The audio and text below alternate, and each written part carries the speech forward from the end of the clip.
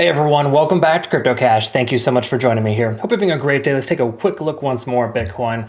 What is going on here? Well, we got this double bottom forming, basically a nice macro pattern. Of course, we don't take trades based on patterns alone, but that's a good consolation there, letting us know that China had a very difficult time crossing below that $75,000 mark.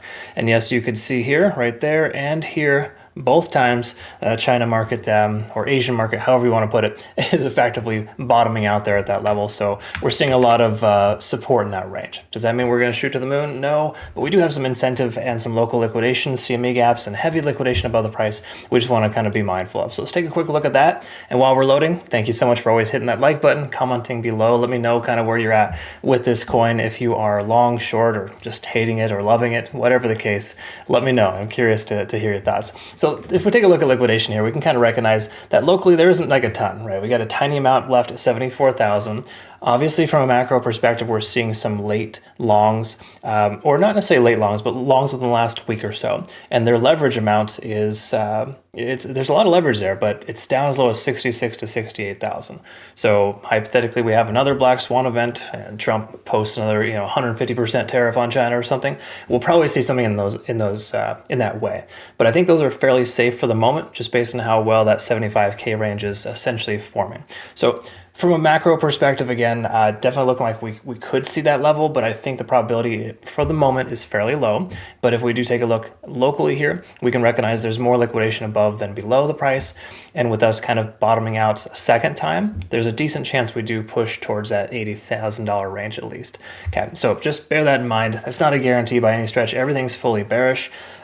You want to presume the price will go down until it doesn't. But this time yesterday, things were looking pretty good actually at the 78K range and just kind of hanging out in that level. And obviously Asian markets had a different agenda, but their markets are getting absolutely demolished right now. So there's a lot of things going on right now. Anyways, liquidation delta, we went from zero, wait, get this. We went from 2 billion in long liquidation, and no less than 3 or 4 hours later, we're at 16 billion in short liquidation delta. So basically telling us that late longs got wiped, myself included. And then of course we could see here as well, the price action effectively came down to that $16 billion support range and turned around.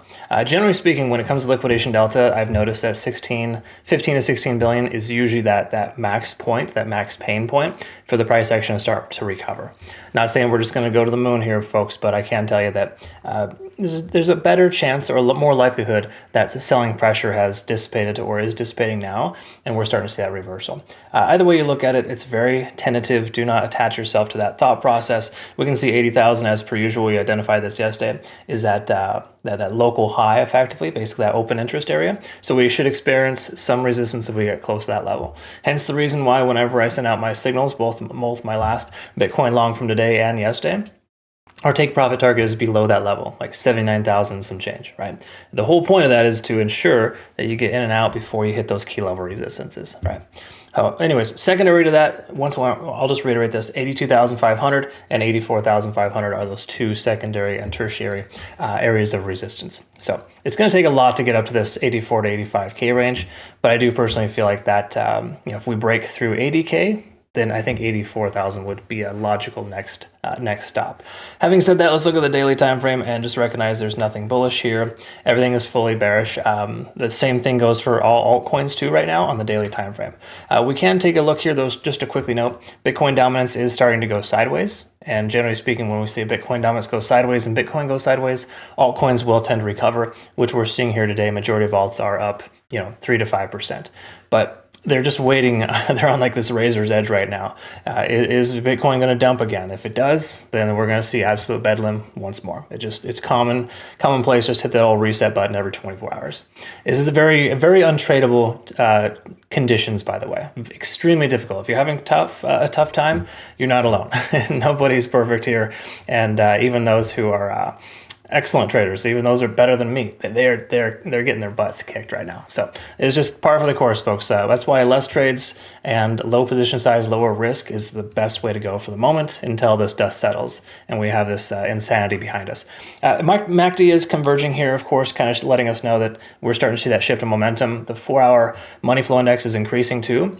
implying we have more money flowing in than out at this time. So that's generally a favorable sign. We like to see that.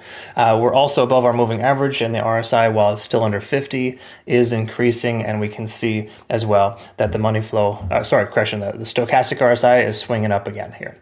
Generally, those are favorable signs that you want to look for, but we are still below this short-term descending trend. We're under the 20-day SMA, so we haven't truly broken free yet, okay? So that's generally where we're at here at this point, so just be mindful of that. Hourly time frame is probably going to tell us we're in this underneath, I wouldn't say underneath, but we're in this transition 2 as well, where we can see the conversion line and the baseline, they're getting close to one another, which basically lets us know that momentum is shifting. The lagging span is getting closer to breaking free from the price action on the upside, telling us that we're getting closer. So hypothetically, we come above here and we break above the 78K barrier, there's a decent chance we're going to continue further up. But we do have this nice little ascending trend, and the likelihood of further upside from a short-term perspective is high, pending we don't get manipulated again, right? In 5 minutes after this upload, if there is another Trump tweet that imposes tariffs on another country, then we're probably going to be screwed again. That's just kind of how it's going right now. But if he can just shut the hell up for a few days, I think we will see the market recover to 84,000. And from there, we'll need to reevaluate, because I think those are like the short-term barriers for us. Between now and then, low leverage, low position size, folks, and make sure that you are trying to stay positive, walk away from the charts.